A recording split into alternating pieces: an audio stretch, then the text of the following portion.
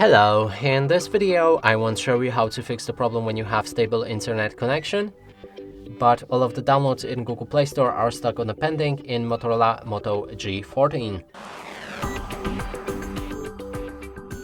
And to do this, let's launch our Google Play Store and just show you we can try to install any app or game.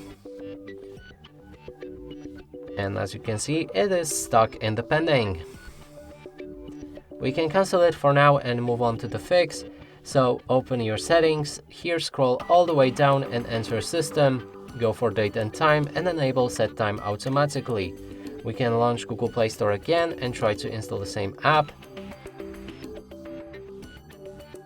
If this doesn't work, we might need to restart our Google Play Store.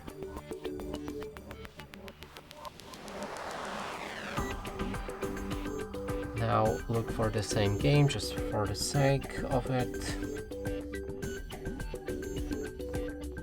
And yeah, it works fine. And that's it for this video. Hope you like it. Please consider subscribing to our channel, leave a like and a comment below.